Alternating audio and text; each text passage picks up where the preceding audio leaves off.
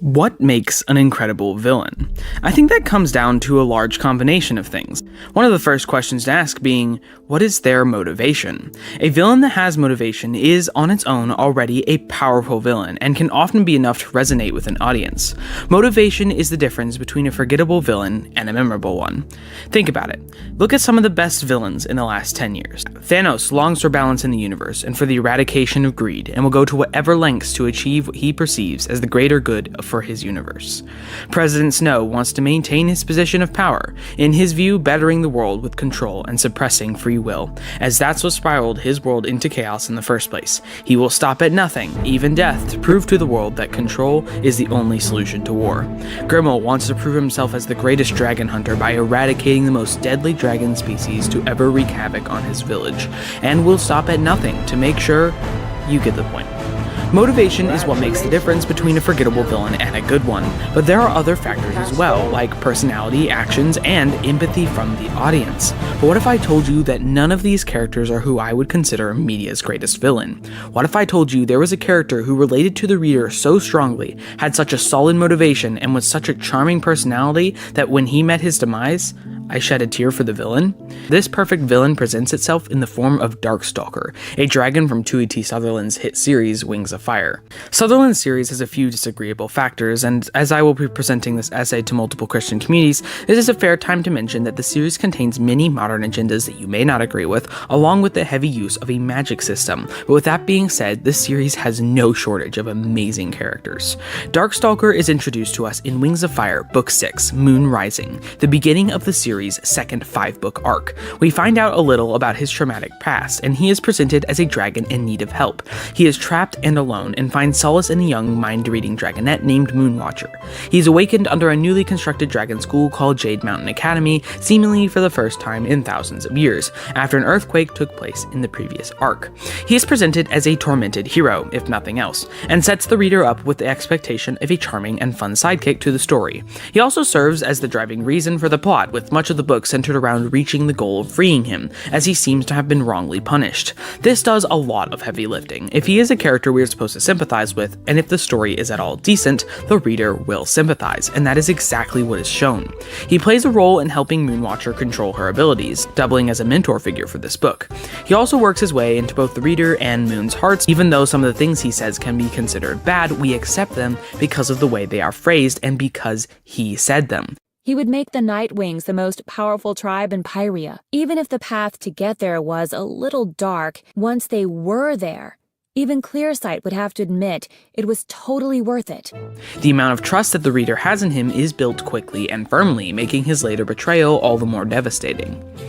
He pleads for Moon to search for his scroll, which will apparently be able to set him free, as he had, thousands of years ago, transferred his animus magic to it before he was trapped.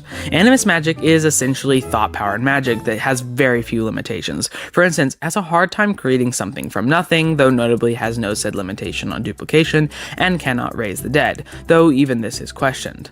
The major consequence presented for using this ability is the vague idea of losing one's soul, though this is even considered questionable, and possibly just a product of the user's power dementing them if they are not careful. Animus magic is carefully touched on in this story, and mainly serves as yet another red flag that is dismissed by the reader. As soon as any concern could have or should have been shown that this already powerful dragon could become even more powerful, is quickly swept aside by his sorrowful character. Instead of being afraid, we feel bad for this displaced dragon, who has just lost everything and everyone, and just wants to be himself again, despite foreshadowing that his plans do not stop at freedom, unbeknownst to the protagonist. With this being the case, it is assumed that Darkstalker has near immeasurable power. In addition to his scroll, he also possesses both rare Nightwing abilities, mind reading and prophecy, the ability to see into the future. His display of human emotion is used to enthrall the reader with his charming wit and personality, but between the beginning and the end of this 5-book arc release, Sutherland strategically released Wings of Fire Legends Darkstalker, a novel set over 2,000 years before the main series, with Darkstalker and his friends Fathom and Clearsight Clearsight as the protagonist. Darkstalker is raised in an unloving, broken family and finds his peace with his friend Fathom, a fellow animus, and his girlfriend Clearsight. She and Fathom are both aware that his power is immense. However, Clearsight, being an advanced prophet, is sure that she and Fathom are the only two who are able to keep him from evil, and they are hopeful for a happy life as friends. This seems to be the sequence of events that is about to unfold. Clearsight and Fathom are put at ease when Darkstalker transfers his magic to a scroll, supposedly removing the risk of losing one's soul by having it run through an inanimate object. Clearsight's readings of the future lighten and begin to show more happy memories of Darkstalker and his bright future.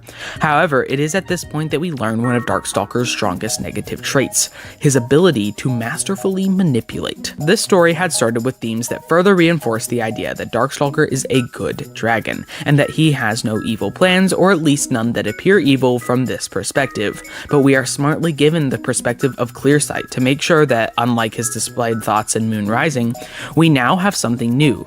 Someone who is afraid of Darkstalker. Clearsight loves him, sure, but she's also extremely wary of him, and has a full, unbiased understanding of what his true beliefs are without his own mental sugarcoating. This creative choice gives a unique situation for the reader. We now have to choose who we agree with more, and wrestle with the idea that this charming dragon may not be as innocent as he seems. Enter Fathom. Fathom also takes the side of Clearsight, that Darkstalker needs to be kept in check and could become a terrible dragon. He even has the evidence of his uncle to prove it. Coming into the major plot later than the other two, the reader is able to contemplate Darkstalker's morality without being left hanging for the entirety of the novel, and can begin to see his perspective as the manipulative self-destruction it actually is. Fathom is an anxious mess after his uncle massacred the entire royal family by overusing his animus magic. Darkstalker, realizing that Fathom's magic could be useful to him, sees that Fathom's love interest, Indigo, is holding him back, helping him come to terms with not using his magic and showing him that he can be happy without it. So Darkstalker removes Indigo. He transforms her into a wooden carving and plants a letter from her saying she is distancing herself, that she has left.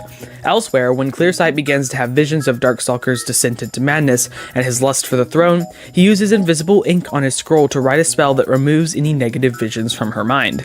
It is important to note that this is not done out of malice. Darkstalker genuinely believes that Fathom will be better off using his magic, and that he can will himself into a wonderful future with Clearsight. It is only later, after his resurrection, that anything resembling clear ill intent becomes obvious in his motivation.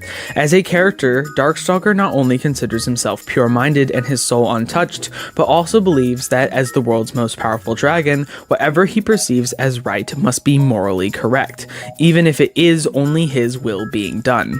After his sister is kidnapped by his father, now so far descended into animus-cursed madness that he no longer resembles the husband or father he once was, Darkstalker begins to spiral.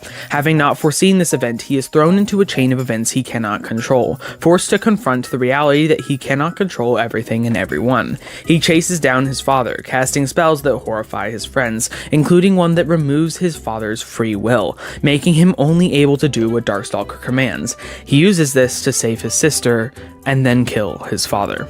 Clearsight and Fathom use this moment to act. With hundreds of new futures opening before them, they devise a plan. Fathom escapes with Indigo, and Clearsight traps Darkstalker with a sleeping spell.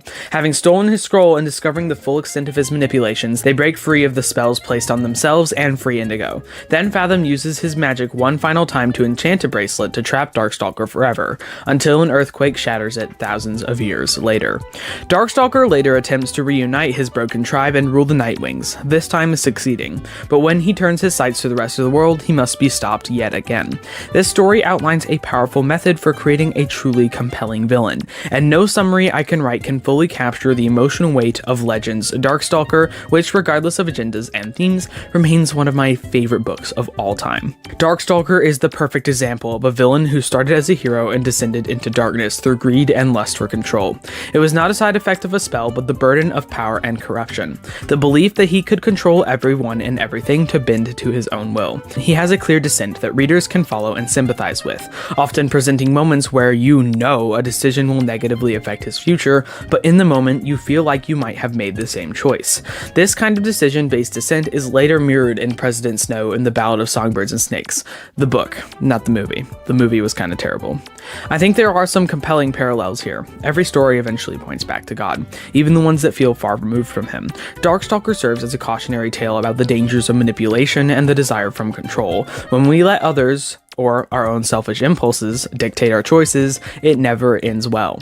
Unlike a villain who demands total control, God never forces his will on us. Even though we've all chosen a path away from him, his grace offers us a way back. He isn't a distant dictator, he's a father who wants us to choose a relationship with him freely. If you enjoyed this breakdown of the characters and themes, definitely hit that like button and subscribe for more. And if you want to see more content from us, we already have 5 other videos uploaded so you can explore what the range of this channel will be. I hope to see you there. Until next time.